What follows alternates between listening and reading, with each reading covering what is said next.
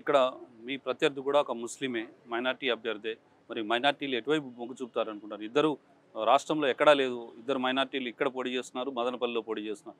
ఇక మించి ఎక్కడ రాష్ట్రంలో ఇద్దరు మైనార్టీలు పోటీ చేయట్లేదు. మరి ఏ రకంగా సపోర్ట్ ఉంటుందనుకుంటున్నారు? ముఖ్యంగా మైనార్టీలు మెజార్టీలని కాదు, రాష్ట్రంలో ప్రజలు, ముఖ్యంగా గుంటూరు తూర్పు నియోజకవర్గ ప్రజలు వారితో పాటు వాళ్లకు సంబంధించినటువంటి వ్యక్తిగా, ముఖ్యంగా గుంటూరు రోడిగా నన్ను ఆదరిస్తూ ఉన్నారు. నేను ఇక్కడే పుట్టా, ఇక్కడే పెరిగా.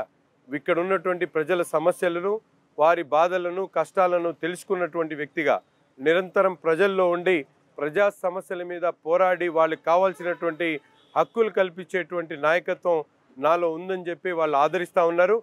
ఆ మాటను నిలబెట్టుకోవడానికి నేను నా సాయశక్తిలా తప్పకుండా అవి మైనార్టీలు కానీ మెజారిటీలు కానీ ప్రతి ఒక్కరు కూడా అండగా ఉండి గుంటూరులో ఉన్నటువంటి ప్రజలకు నేను ఒక గుంటూరు రోడ్డుగా సేవలు అందిస్తానని చెప్పి తెలియజేస్తాను. ఇక్కడ మీకు మిత్రపక్షంగా ఉన్న జనసేన లాస్ట్ టైం కూడా దాదాపు 20,000 ఓట్లు చీల్చింది. ఈసారి జనసేన మీకు ఆ ఓటు మీకు ట్రాన్స్ఫర్ అవుతుందా? జనసేన ఓటు పూర్తి స్థాయిలో పోయినసారి గతంలో 2019లో నేను ఓడిపోవడానికి కారణం జనసేన అయితే ఈసారి గెలవడానికి జనసేన కారణం అవుతుందని చెప్పి నేను భావిస్తాను. రైట్. చివరిగా గుంటూరు ఎమ్మెల్యేగా, అంటే గుంటూరు తూర్పు నియోజకవర్గం సంబంధించి ఎమ్మెల్యేగా నజీర్ని గెలిపిస్తే ఏం చేస్తారంటే ఏం చెప్తారు?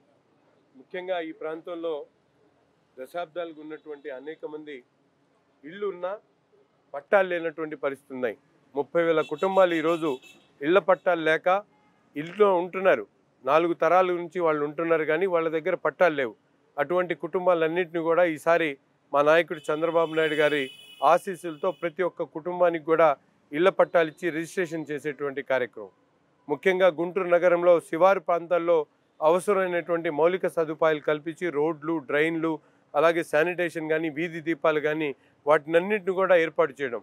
అలాగే ఈరోజు లబ్ధిదారులు ఉన్నటువంటి ప్రతి ఒక్కరికి కూడా వారితో పాటు కొత్తగా ఈరోజు ఒంటరి మహిళల పెన్షన్లు కానీ, వితంతువులు, వృద్ధుల పెన్షన్లు కానీ వీళ్ళన్నింటినీ కూడా గుర్తించి శాచ్యురేషన్ పాయింట్ అర్హులైనటువంటి ప్రతి ఒక్కరికి కూడా సంక్షేమ కార్యక్రమాలను అందించడం ధ్యేయంగా పనిచేస్తానని చెప్పి తెలియజేస్తాం.